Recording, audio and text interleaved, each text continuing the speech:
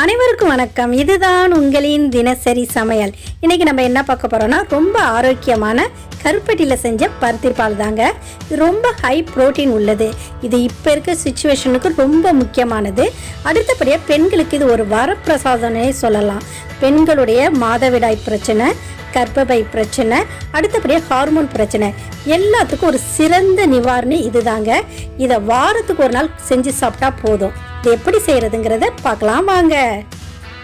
இதுதான் பருத்தி கொட்டை. இதை நான் 1/4 கிலோ அளவுக்கு எடுத்திருக்கேன். இந்த 1/4 கிலோ பருத்தி கொட்டையில் 12 கிளாஸ் அளவுக்கு நம்ம பருத்தி பால் நம்மளுக்கு கிடைக்கும். இந்த பருத்தி கொட்டை வாங்கும் போது நம்ம சமையல் செய்யறதுக்குன்னு சொல்லி வாங்கினாதான் குப்பைகள் அதிகம் இல்லாமல் இருக்கும். நீங்கள் நார்மலாக வாங்கிட்டீங்கன்னா குப்பைகள் ரொம்ப அதிகமாக இருக்கும்.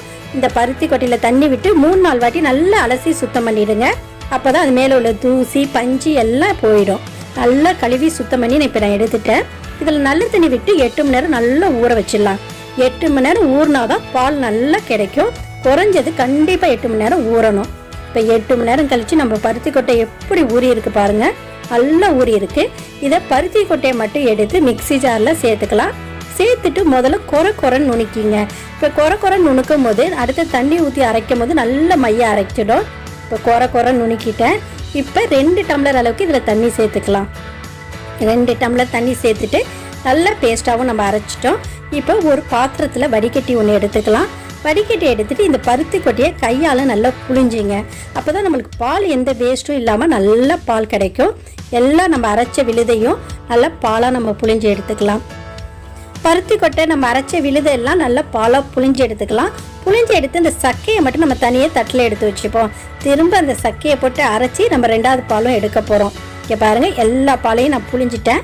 சக்கையை தனியாக ஒரு தட்டிலையும் நான் எடுத்து வச்சுருக்கேன். இந்த தட்டில் உள்ள சக்கையெல்லாம் ஒரு மிக்சி ஜாரில் திரும்ப போட்டுட்டு உதுத்து விட்டு போடுங்க. போட்டுட்டு திரும்ப 2 டம்ளர் நம்ம தண்ணி சேர்த்துக்கலாம். தண்ணி சேர்த்துட்டு திரும்ப நல்ல பேஸ்ட்டாக அரைச்சி எடுத்துங்க. அரைச்சி எடுத்த பிறகு நம்ம முன்னாடி புழிஞ்ச மாதிரியே நம்ம 2வது பாலையும் நல்லா புழிஞ்சு எடுத்துடலாம். நல்லா புழிஞ்சு எடுத்துட்டு முன்னாடி சக்கையை தனியாக எடுத்து வச்ச மாதிரியே இதையும் சக்கையை தனியாக எடுத்து வச்சிடலாம். வச்சுட்டு திரும்ப மிக்சி ஜாரில் போட்டுட்டு திரும்ப 2 டம்ளர் தண்ணி விட்டு நல்லா அரைச்சி எடுத்துக்கலாம். நம்ம பருத்தி பால் நல்ல திக்காக தான் இருக்கும். அதனால் நல்லா தண்ணி விட்டு அரைச்சி பால் எடுத்துருங்க. எந்த பால் வேஸ்டேஜும் இல்லாமல் நம்ம அரைச்சி எடுத்துக்கலாம். இங்கே பாருங்கள், நான் 3வது பால் புளியும் போது எவ்வளோ தண்ணியாக இருக்குன்னு பாருங்கள். அந்த அளவுக்கு நம்ம எந்த பாலையும் வேஸ்ட் பண்ணாமல் எல்லாத்தையும் புளிஞ்சு எடுத்துட்டோம். இப்போ மீதம் உள்ள சக்கையை நம்ம தூக்கி போட்டுடலாம். தூக்கி போட்டுட்டு இந்த பாலை எடுத்து திரும்ப துணியில் வடிகட்டணும். அப்போ தான் அதில் உள்ள சின்ன சின்ன பருத்தி கொட்டையெல்லாம் வெளியில் வந்துடும். இப்போ அடிக்கனமான பாத்திரம் ஒன்று எடுத்துக்கலாம். அது மேலே ஒரு வடிகட்டியும் ஒன்று எடுத்து வச்சுங்க. வச்சுட்டு ஒரு காட்டன் துணியை அது மேலே விரித்து விட்டுட்டு நம்ம ரெடி பண்ணியிருக்க பாலை அதில் ஊற்றிடலாம். இப்போ காட்டன் துணியை நல்லா விரித்து விட்டாச்சு. விரித்த பிறகு நம்ம ரெடி பண்ண பாலை அதில் ஊற்றிடுங்க. ஊற்றிட்டு ஒரு கரண்டியால் நல்லா கிண்டி விடுங்க. அதுக்காக தான் நம்ம வடிகட்டி வச்சுருக்கோம். கரண்டியால் கிண்டும் போது ஃபாஸ்ட்டாக எல்லா பாலும் கீழே இறங்கிடும். இதுமாதிரி கிண்டி விட்டுட்டு துணியை நல்லா சுருட்டி நல்லா புழிஞ்சு எடுத்துடுங்க. நம்மளுக்கு சுத்தமான பால் கிடைச்சிடும். நம்ம பாலில் எவ்வளோ சக்கை இருக்குங்கிறத நான் புழிஞ்சிட்டு காட்டுறேன் பாருங்கள். இந்த சக்கையோடு நம்ம சாப்பிடும் போது அந்த பருத்தி பால் குடிக்கும் போதும் நம்மளுக்கு தொண்டை கரகரப்பாக இருக்கும். அதுக்காக தான் இதை வடிகட்டிடுறது. வடிகட்டிட்டு இந்த சக்கையெல்லாம் ரிமூவ் பண்ணிவிடுங்க. நம்மளுக்கு சுத்தமான பால் கிடைச்சிடும். இந்த சுத்தமான பாலை தனியாக எடுத்து வச்சுக்கலாம். அடுத்தது இந்த 1/4 கிலோ பருத்தி கொட்டைக்கு 50 கிராம் பச்சரிசி எடுத்து 1 மணி நேரம் நல்லா ஊற வச்சுருக்கேன். இந்த அரிசியை மட்டும் நம்ம மிக்சி ஜாரில் சேர்த்துக்கலாம். 1 மணி நேரம் ஊறின அரிசியை மிக்சி ஜாரில் போட்டுட்டு அதில் 1 கப் அளவுக்கு தண்ணி விட்டு நல்லா குறைன்னு அரைச்சிக்க போகிறோம். இப்போ அரிசி சேர்த்தாச்சு. இப்போ 1 டம்ளர் அளவுக்கு தண்ணியும் சேர்த்துட்டோம். சேர்த்துட்டு இதை நல்லா குறைன்னு அரைச்சி எடுத்துட்டா போதும். அப்போ தான் நம்ம பருத்தி பால் சாப்பிடும் போது பாயசம் டேஸ்ட்டில் இருக்கும். இப்போ இந்த அளவுக்கு ரவா பதத்தில் அரிசி அரைப்பட்டுருக்கணும். அவ்வளோதான், நம்மளுக்கு அரிசியும் அரைப்பட்டு எடுத்து வச்சாச்சு. அடுத்ததாக 1 கப் அளவுக்கு துருவின தேங்காய் எடுத்துக்கலாம். இந்த துருவின தேங்காவை மிக்சி ஜாரில் சேர்த்துட்டு இதுக்கும் நம்ம 1 டம்ளர் அளவுக்கு தண்ணி சேர்க்க போகிறோம். இப்போ தேங்காவெலாம் நான் மிக்சி ஜாரில் போட்டுட்டேன். போட்ட பிறகு 1 கப் அளவுக்கு தண்ணி விட்டுட்டு நல்லா பேஸ்ட்டாக அரைச்சி எடுத்துருங்க. அவ்வளோதான். இதுலேருந்து நம்ம பால் எடுக்க வேண்டியதில்லை. அந்த தேங்காய் விழுதோடையே நம்ம சேர்க்கும் போது டேஸ்ட்டு சூப்பராக இருக்கும். இந்த அளவுக்கு நம்ம அரைச்சி எடுத்துக்கலாம். இப்போ அரைச்ச நம்ம தேங்காய் விழுதும் ரெடி ஆகிடுச்சு. அடுத்தது நம்ம மீடியம் ஃப்ளேமில் அடுப்பை பற்ற வச்சுக்கலாம். வச்சுட்டு அடி கனமான பால் பாத்திரத்தை அப்படியே சேர்த்துடுங்க. சேர்த்துட்டு இந்த பால் நல்லா கிண்டி விடுங்க.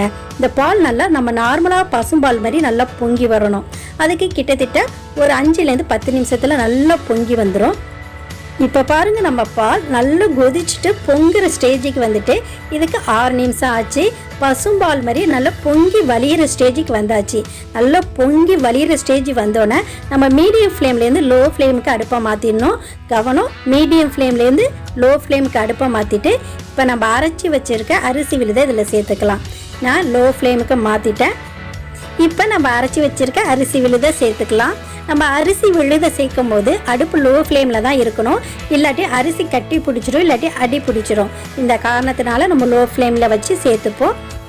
அரிசி விழுது எல்லாத்தையும் சேர்த்த பிறகு 2 டம்ளர் அளவுக்கு தண்ணி சேர்த்துங்க. எதுக்காக இந்த 2 டம்ளர் தண்ணி சேர்க்குறோன்னா, அரிசி சேர்த்த பிறகு ரொம்ப பால் திக்காயிடும். அதனால் 2 டம்ளர் தண்ணி சேர்த்துட்டு நல்லா கலந்து விடுவோம்.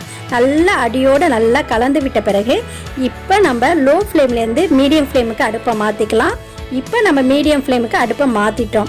மாற்றின பிறகு இதுக்கு வாசனைக்காகவும் டேஸ்ட்டுக்காகவும் 3 ஏலக்காய் சேர்த்துக்கலாம்.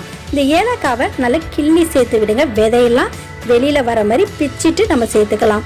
3 ஏலக்காவும் சேர்த்த பிறகு இப்போ 2 டீஸ்பூன் அளவுக்கு சுக்கு பவுடர் சேர்த்துக்கலாம். பருத்தி பாலுக்கு கண்டிப்பாக நம்ம சுக்கு பவுடர் சேர்க்கணுங்க. இந்த பருத்தி பாலும் சுக்கும் கலந்து அதுக்கு மருத்துவ குணத்தை அதிகரிக்கும். இதை சேர்த்துட்டு நல்லா கலந்து விட்டுட்டு நல்லா கொதிக்க விடுங்க. இதை நம்ம முன்னாடி பருத்தி பால் கொதித்து பொங்கின மாதிரியே இப்போயும் கொதித்து பொங்கணும். அந்த அளவுக்கு நம்ம கைவிடாமல் கிளறி நல்லா கொதிக்க விடலாம். இங்கே பாருங்கள் எப்படி கொதிக்க ஆரம்பிக்குது பாருங்கள், பொங்க ஆரம்பிச்சிருக்கு. இந்த ஸ்டேஜில் நான் பனவெல்லம், அதாவது கருப்பட்டி சேர்த்துருக்கேன். 300 கிராம் கருப்பட்டியை இதில் சேர்த்துக்கலாம். கருப்பட்டியை சேர்த்துட்டு உடனே நம்ம அரைச்சி வச்சுருக்க தேங்காய் விழுதி இது கூட சேர்த்துக்க போகிறோம். இப்போ கருப்பட்டி சேர்த்துட்டேன். அடுத்தது நம்ம அரைச்சி வச்சுருக்க தேங்காய் விழுதியும் சேர்த்துட்டு இதில் திரும்ப 1 டம்ளர் அளவுக்கு நம்ம தண்ணி சேர்த்துட்டு நல்லா கொதிக்க விடுங்க. தண்ணி கண்டிப்பாக சேர்க்கணும், ஏன்னா ரொம்ப ஃபாஸ்ட்டாக திக்காகிட்டே இருக்கும். நம்ம தண்ணி சேர்த்துட்டு நல்லா கொதித்து பொங்கணும். அவ்வளோதான், நம்மளுடைய பருத்தி பால் ரெடி ஆகிடும். இங்கே பாருங்கள், நல்லா கொதித்து பொங்க ஆரம்பிச்சிருக்கு. நல்லா பொங்கி வலிகிற ஸ்டேஜ் வந்தோன்னா நம்ம அடுப்பை நிறுத்திடலாம். கருப்பட்டியில் செஞ்ச பருத்தி பால் ரெடி ஆகிடுச்சு. ரொம்ப ஹெல்த்தியான பருத்தி பாலுங்க. இது மதுரை ஸ்பெஷல். இது ஹை ப்ரோட்டீன் உள்ளது. இப்போ இருக்க சுச்சுவேஷனுக்கு ரொம்ப முக்கியமானது. குழந்தைங்களுக்கு செஞ்சு கொடுங்க. வாரத்துக்கு 1 நாள் செஞ்சு கொடுத்தா போதும். இது பெண்களுக்கு ஒரு வரப்பிரசாதனே சொல்லலாம். பெண்களுடைய ஹார்மோன் பிரச்சனை, மாதவிடாய் பிரச்சனை எல்லாத்துக்கும் நல்ல தீர்வுங்க. பெண்களுக்கு வர அத்தனை வியாதிகளுக்கும் இது சரியான தீர்வு. இது வயிற்றில் உள்ள புண்ணை நீக்கும். இதை கண்டிப்பாக செஞ்சு கொடுங்க. வாரத்துக்கு 1 நாள் சாப்பிடுங்க. இது எப்படி இருக்குங்கிறத எனக்கு கமெண்ட் பண்ணுங்கள்.